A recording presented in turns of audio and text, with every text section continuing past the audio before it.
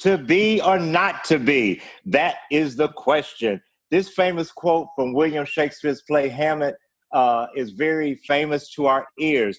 But tonight we ask the question, to legalize or not to legalize? That is the question. The marijuana debate in the United States 2020. Hey guys, welcome to the Liberty Show with Kevin Fortune, the King of Liberty, where we allow you, the citizens, the public, to raise your voice and provide a platform to speak out on issues that matter to you, to help put our liberties and freedom into action. Once again, we just want to remind you to view us on YouTube. And if you're viewing us on YouTube, please hit the subscribe button, hit the like button, and share us with your friends. Also, you can follow us on Facebook. You can follow us on Instagram, The Liberty Show with Kevin Fortune. And if you feel so lovely desired to be a sponsor, only $5 a month to help us keep us on the air, you can go to www.patreon.com/The Liberty Show to do so. So let's get started tonight. This topic of legalizing marijuana in the United States is one that is very important. It's one that's in the news a lot because some states have already legalized, and it is a major topic in a lot of the presidential debates and amongst the candidates right now. It's very ironic that there are a lot of people that I talk to who normally are on the show that thought, that's not really important. I'm not really into that. But I just want to remind us as we listen tonight that whether you partake of cannabis or not, or whether you think it's right or wrong, it is affecting your life.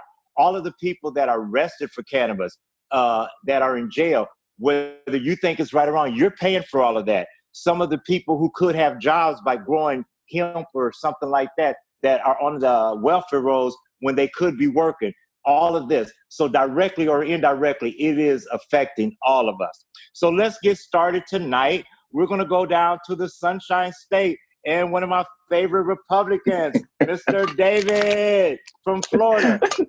Hey, all right, Kevin. What do you think about legalizing marijuana? It's not on my front burner, but like you said, it is a matter of liberty. It's a choice that people make, and we shouldn't be punishing those. They're caught up in something that really is done in their own privacy. And there is a market out there to be had. I hope a lot of people don't go the route that the Seattle, Washington, and Denver, Colorado go, where they end up taxing it so much that there's a black market behind the market. Again, I think there are other pressing needs in our country right now. And for that reason, I wonder how much it really is on the front burner of most voters. Well, let me comment on that. I think that it's maybe not on the front burner, and that's the problem. I think it should be, because it's still one of the biggest problems we have. One of the biggest debts, which you and I agree, our debt in our country is just unbelievable, is our penitentiary debt. Because of our penitentiary industrial complex and the burden it has on society, the majority of people in our penitentiaries, a lot of them are there for whatever we call the drug war, which I don't know if it's really fake, but they're there because of that. So I think it's something that, don't you agree, should be on the front burner, because we're spending billions and trillions of dollars a year on something that, is not necessary. It is an infringement on liberty, yes. And again, the way law enforcement has attacked it, again, we know that a lot of times hardcore drug dealers plead down and are arrested under that, but I wonder what percentage that is. Again, it's a lot of wasted resource going after that level of crime when there's bigger fish to fry that are far more dangerous. I agree. Now, one last question, David. You're being a free market, a laissez-faire capitalist type person. Growing hemp, which is a cousin to cannabis and marijuana, but it's also been grouped as illegal because of this crazy war on drugs. Can you comment? Do you know how what a blessing would be to our country to grow hemp, which you can make bricks, you can make construction materials, you can make fibers, and it's so easily grown that even uneducated people, some of our lowest people, that don't have a lot of skills could actually be employed and get off our welfare rolls. What do you think about that? Well, yeah, that's obvious. Georgia carpet industry and the fought hemp, and they'll continue to be a roadblock to be passed in Georgia. But yeah, it's government stepping in the way of innovation. I agree. Or protecting others. Well, I wish we had more Republicans that thought like you, because you're pretty open-minded, but you're really a man of liberty. Thanks, Dave, and continue to enjoy yourself down in the Sunshine State. Next, thank you, Kevin. We're going to come back up to outside of Atlanta, Georgia, to my friend, Miss Quincy Blair. Hi, everyone, and thank you, Kevin, for having me back on the show today. In talking about the legalization of marijuana, I thought it would be important to talk about this country's history with the connection between race and the criminalization of marijuana and the effects that has today. So marijuana was first introduced in the U.S. in 1611, where it was initially used for its fiber, otherwise known as hemp today. By the mid-19th century, it was used both medicinally and recreationally by all Americans and really hit a boom during the 1920s when the prohibition of alcohol took effect and people were looking for another substance to replace the use of alcohol. By 1910, however, Mexico had a revolution that sent tons of immigrants coming through the American Southwest. So by 1930, about 1.5 million Mexican immigrants were residing in the U.S. and had situated themselves firmly within the labor market, since of course they could be exploited for cheap labor. However, as Mexican immigrants were continuing to be used for labor during this time, many Americans were also hit heavily with the effects of the Great Depression. And so around this time, we start to see that the use of marijuana was being less associated with the American lifestyle and more associated with violence and crime among minorities. So by 1937, although prohibition had already ended and therefore there was a decrease in the marijuana usage among many Americans, the Marijuana Tax Act was created, which through its enforcement allowed for Mexicans to be searched, and up to 2 million Mexican and Mexican Americans were deported during this time. Then in the 1960s, we again see a return of marijuana to American mainstream pop culture, particularly by the young white middle class who were rebelling against the establishment norms, and during this time, marijuana was associated as a symbolism of peace. However, also during this time, we have the American Civil Rights Movement happening in the American South. Shortly after this, we see Nixon's war on drugs, as well as Reagan's commitment to the idea of war on drugs, and we have draconian sentencing being used during this time, such as 3 strikes laws and mandatory minimums. So today, even though usage of marijuana between blacks and whites are nearly equal, we have blacks that are almost 4 times more likely to be arrested for this drug than white people, and roughly half of all drug arrests are for marijuana.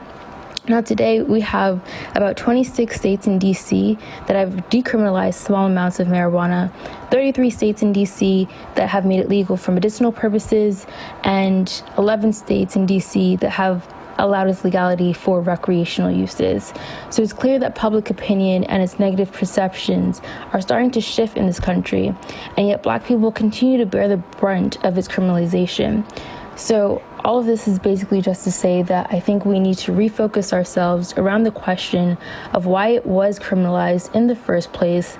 What were the long-lasting effects of those policies, and are those ideologies something that we should continue to align ourselves with today? She is awesome. Thank you, Quincy. I tell you, she's our law research student, and I tell you, she goes behind the scenes and gets the real facts. Thank you for that historical background, which brings us up today. Next, we want to go to my main man, DK, and he's not the murderer, DK, but it's my main man, Damon, in Stockbridge, Georgia. Hey, Damon, you're on the Liberty Show. Well, Kevin, man, she hit the nail right on the head, man. There's not really a whole lot more I can add to it. She kind of went from start to finish the disparities that exist in why the marijuana laws exist in the first place. And she did a very good job in explaining why. And if you fast forward to now, There have been reports that show that alcohol is more dangerous than marijuana, but yet marijuana is illegal and alcohol is legal. And there are a lot of different racial undertones to why it still is illegal, because they show that blacks and whites use marijuana pretty much at the same level, but it's blacks who are more than likely to be incarcerated for that. And again, that's not a coincidence. There are a lot of white people in this country who claim to not be racist, right? And they may not be consciously racist, but in not acknowledging the disparity in sentencing for marijuana for blacks and whites, they're really adding fuel to the fire, because there's racial undertones to why marijuana laws are still in existence. As long as black folks can be incarcerated for it, and we can look the other way when white folks get caught with marijuana, then there's nothing to really see there. And as far as white folks, if it doesn't concern them, a lot of times they don't care. Whereas black folks, we're trying to scream from the mountaintops, we need to solve these problems that are affecting us. But again, because it doesn't affect certain parts of the mainstream society, in this case being white people, then they don't care to solve the problem. So it's good to see that there's a coalescing of people of all stripes in this country that are seeing the problems with marijuana not being legalized. Because again, there's no good justifiable reason for marijuana to be illegal. When we look at marijuana, there are so many different applications for hemp, right? People look at marijuana just as a drug that you smoke, but there are so many different applications we can use with hemp. You can make clothing out of hemp. You can make paper out of hemp. There are so many different things. We could really transform our economy, because really, when we look at everything that's happening right now with the COVID crisis, it's really going to fundamentally change our economy. Our economy has generally been consumption based, right? We don't really produce anything. But just think about the revolution that we could go on if we allow marijuana legalization, and also the use of hemp in general for all the different things that you can utilize hemp for. So that's pretty much all I have to add to it. It's just that there's no good justifiable reason in the year 2020 why marijuana is illegal and alcohol is legal. Because if you're going to say that marijuana should be illegal, then let's say alcohol should be illegal. But we've done that before; it didn't work.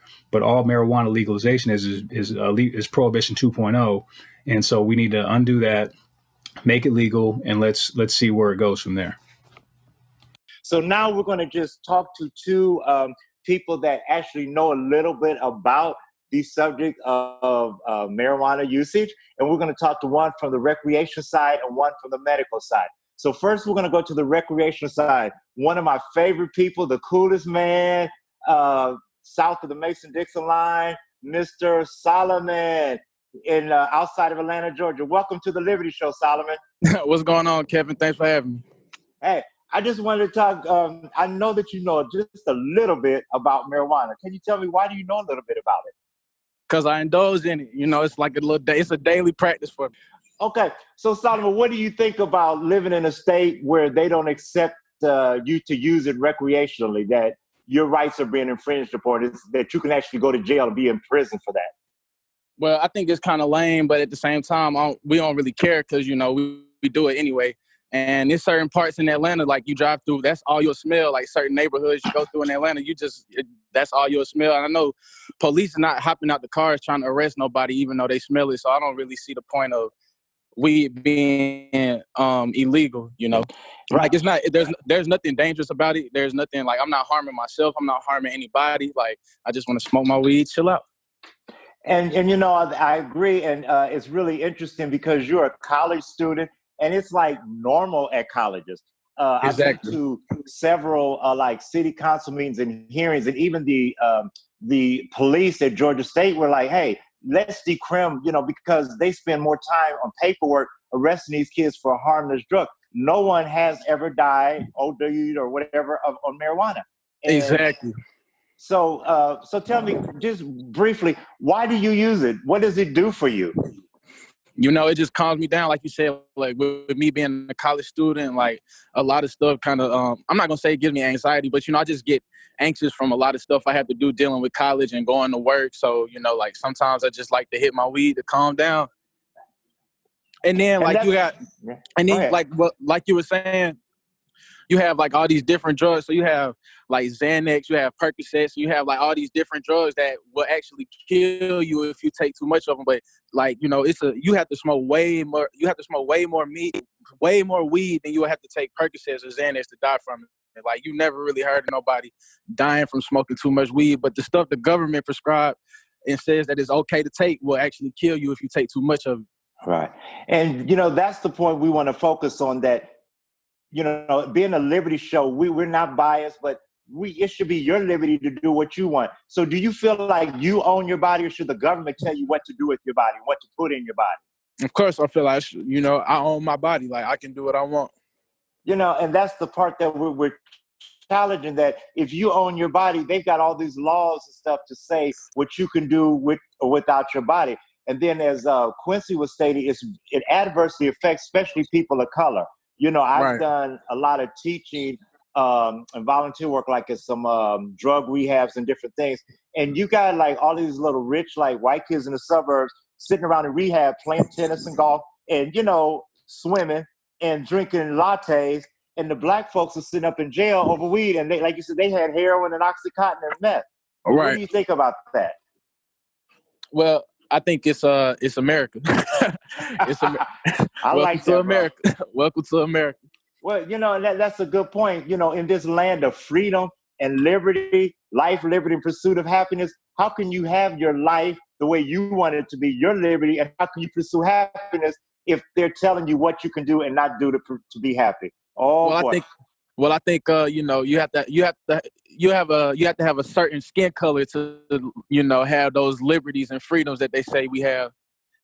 Well, we can ready to change that with people like you, man. You know, I'm counting on you, Solomon. Solomon for president. Oh no. Well, I know what your number one platform would be. and already.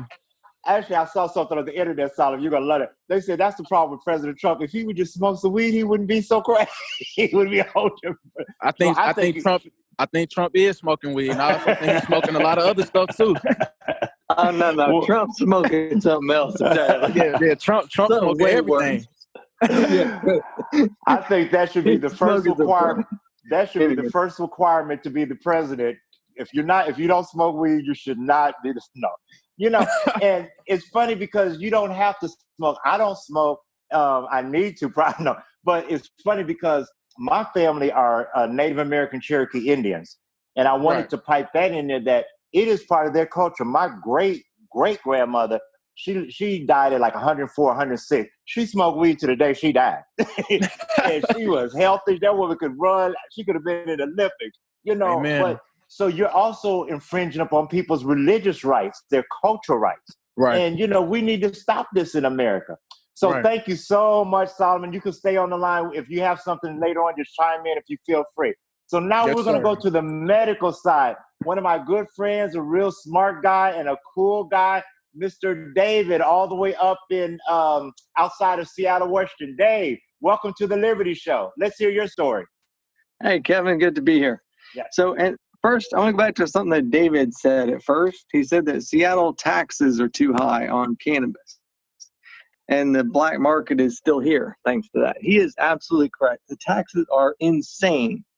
I mean, the taxes are between 30 and 40%. I don't remember the exact number off the top of my head. Wow. It's true. The black market is still alive and well, because especially Seattle, they love to tax everything. So, yeah, and you hear what happened in Canada. It's even worse. Canada's taxes are so high that their black market's doing great. So Canada legalized at a federal level, but it's pointless because their taxes are so high. It's not solving the core problem. We want to, as Kevin said, reduce the people in prison, the prison population. Yeah. That's the big issue. In Canada, though, they're still sending people to prison because their taxes are so high that the black market's going great. And then something that Solomon said, he said, hit my weed to calm down. That is absolutely correct. You know, prescriptions are legal, alcohol is legal, but what does that do to you? Those are actually dangerous to your body. A decade ago, I was knocked unconscious for 28 days, and I've got some permanent impairments due to that. One of the biggest is sleep. My sleep is horrible, and I get used to prescriptions, and they stop working, and I'm just out of luck. I'm laying there, no sleep. and then you go crazy with insomnia. Well, cannabis has been a savior in that way. It does not fix my sleep problems, but it gives me that little extra sleep and turns my life from an insomnia hell into something that's tolerable and sometimes actually decent. And over time, my family has learned that cannabis is not what the news has been telling everybody all these decades. Right. Like my wife recently, I was stressed out about something. Yeah, but there was a challenge. And she says, "Okay, Dave, why don't you go smoke one?" And so it's kind of, I started to laugh when I said it, but it is nice to have that kind of negative connotation be lifted as people see what it really is. Now my son, he's 14, he would not smoke in a million years because dad does. So that's the other positive side to it. But, he sees it he doesn't see it as some bad thing he's got to go do so he can be in his rebellious stage as a teenager. And when I was a teenager, oh yeah, I love that. My parents didn't like cannabis, so yeah, I smoked a joint. That was kind of the way I felt at the time, and because it was illegal. And I'm hoping with my son that won't be the case, because cannabis is just something that dad uses to calm down and for sleep. Well, David, let me ask you something. I know that part of your struggle has been, even before it was legalized, before you moved out there, getting access to it. Can you, just inform some of our listeners of the struggle, the bureaucracy, the red tape with the doctors, with the government, just to get access to a medicine, even after you were approved or is legal? Can you comment on that? Actually, that's a really good point, Kevin. See, when it's legal, there's still a big lack of understanding. Like when I came out here, I thought doctors would be more understanding. No, doctors are still preaching medical prescriptions and all that stuff. I was very surprised about that. That the drug companies have a lot of pull over our medical community. So that was a big disappointment. Well, I'm glad to hear from you, David. Glad that you brought in that perspective on the medicinal side. That is a big controversy in a lot of states, medical only versus medical and recreational. So why do you think we should have both medical and recreational? Oh, that's a good point. So medical is not like medical here in Washington State. I'm approved for medical, but I shop at a recreational store. One that happens to be run by a libertarian. But this store is cheap because it's a high volume store. So the discounts that you get from being medical aren't really great enough to make it worthwhile. You're actually paying higher prices for medical at the stores because the medical stores have more regulations they have to go through, so their stuff costs more. And I didn't renew my medical card because it's actually cheaper to shop at a high volume recreational store than go through that medical process. They've just added complexity to it. It's the same reason why the illegal industry, the black market, is still going strong, because they just overcomplicate things to the nth degree. It doesn't need to be that complicated. And, Georgia is pushing for having medical legalized, and they're doing it at low doses. That's also a joke. What works best is natural cannabis, not a modified potency, but just the straight leaf, the straight oil. I mean, you can't get that when they try to restrict the dose, the percentages or the levels of THC. So it's not really a medical solution. Well, that sounds like our government. They still want to control. They need to just let recreational. Yeah, correct. Yeah. You got it, Kevin. It's about control. They need to let go of that because it can really help people. It's just not the kind of thing you can dictate exactly how to use. It's up to each individual person.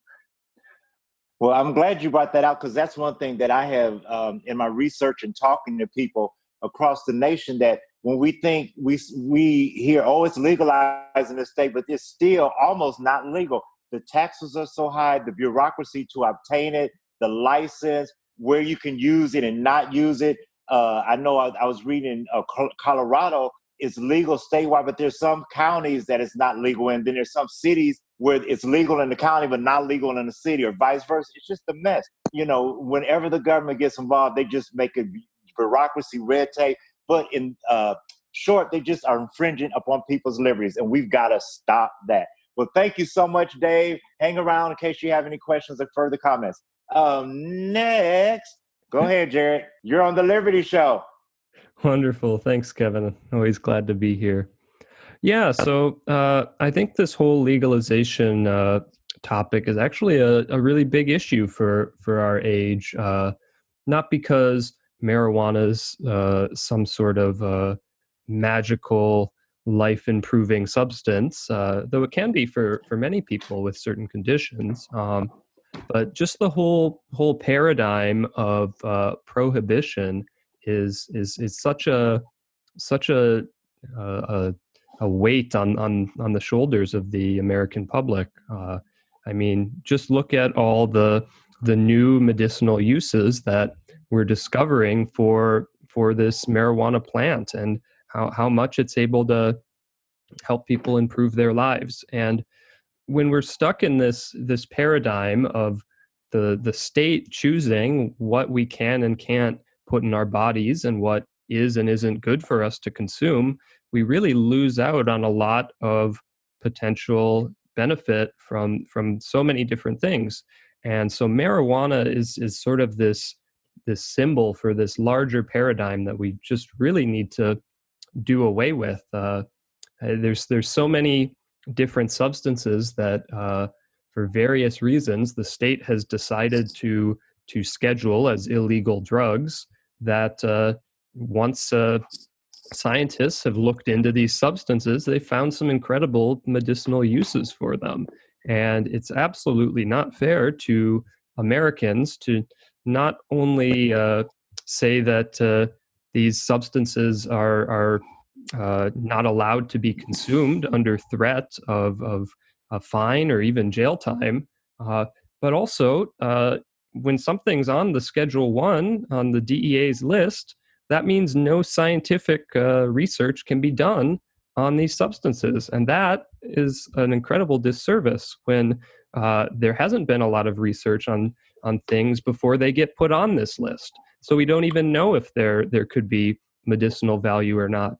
And on top of all that, this arm of the government, the DEA, this is not elected officials representing the people. This is a bureaucratic arm of the government that just decides when it wants to make its own rules. And the fact that this agency can just decide to use its power however it sees fit without representation from the people is a gross abuse of our civil liberties. Well, I agree. And Jared, I really like I like both of those points were outstanding. But, just the fact that I really like the fact that you're talking about, because the way it's, scheduled, it blocks a lot of research at colleges. It blocks just a lot of creativity, productivity, innovation. It might be helpful in treating corona or something. We would never know, because they've got all these, barriers in this land of liberty and freedom. It's not there. And I like what you said about the DEA, because so many of our government organizations are just, I don't know, they're just there to put money in people's pockets. They're very ineffective, very biased, very prejudiced, very racist, discriminatory, especially against the poor. But it's allowed. And I do want to also bring up the business side of it, and how even when, like David would know, when they do get into the medical side, you've got a lot of the big pharma companies, a lot of the crony capitalism. Getting a CBD oil license or a dispensary license is almost impossible in most states, unless you're a multi-billion-dollar company. Right. So it's still that same, the bureaucracy and the same stuff that has failed in America and ruined our country in so many ways. Really, really interesting. Well, thank you everyone for all of their comments. Is there anyone else who wants to comment? Who else did I see on there? This is Tim Smith. I want to give a great big shout out to Kevin Fortune, our host, to our callers, to our panelists, a great big shout out to you all. And I want to extend the world's biggest shout out to our listeners. For without our listeners, there would be no Liberty Show. Now, the question is, why do I believe marijuana should be legalized? Well, quite frankly, the prohibition of marijuana is just flat out racist. According to the ACLU, black individuals are 3.73 times more likely to be arrested for marijuana than white individuals. That's right, black folks are almost 4 times as likely to be arrested for marijuana than white folks. Yet, black individuals and white individuals partake in marijuana about equally. Now, who benefits from the prohibition of marijuana? The government does. Municipalities rake in a ton of money from arrests, citations, and court fees. A big chunk of those arrests, citations, and court fees come from the prohibition of marijuana. Now, let's look at a student who gets arrested for marijuana. This individual is in school. They're trying to further their education, and they get arrested for a plant that you can grow in your backyard. Because they now have an arrest record, they're at risk of losing their scholarships, of losing their financial aid. And let's say an individual wants to go and get a job, goes out into the job market. Their potential employer pulls up their criminal record. And now, because they've been arrested for marijuana, a plant that you can grow in your backyard, they're at risk of losing that job. And let's say that you are a father, you're a mother, and you get arrested over a plant that you can grow in your backyard. The whole family suffers because now you've been arrested. You're in jail. How the hell are you going to provide for your family when you're in jail? Not only that, let's say they don't arrest you, but now you've got to go to court. So now you miss days off of work to go to court. Why? Because the state has deemed a plant that you can grow in your backyard as being an illegal substance. If there is no victim, there is no crime. There are no victims when an individual decides to plant a couple of plants in their backyard. Now, there are individuals who partake in marijuana for medicinal purposes. Folks who have seizures have said that marijuana, that cannabis, has helped them control their seizures. The state has no right to tell an individual what they may use, what they may utilize as medicine. That is between the individual and their doctor. And let's not forget about the war on people. The war on drugs. How many innocent lives have been ruined, destroyed, because the government has deemed a plant that you can grow in your backyard as being an illegal substance? These are the reasons why I believe marijuana should be legalized. Anyone else? Is that it? Well, in closing, we would like to have a shout out to one of our main men, Tim Smith. He is celebrating 20 years with the future Mrs. Tim Smith, Dr. Deidre. And we want to wish Tim Smith and Deidre happy 20 years of beautiful bliss, partnership. And they're great people for Liberty and do a great work in the community. So thanks so much for being on the Liberty Show. And we look forward to seeing you next month. Thanks and have a great day.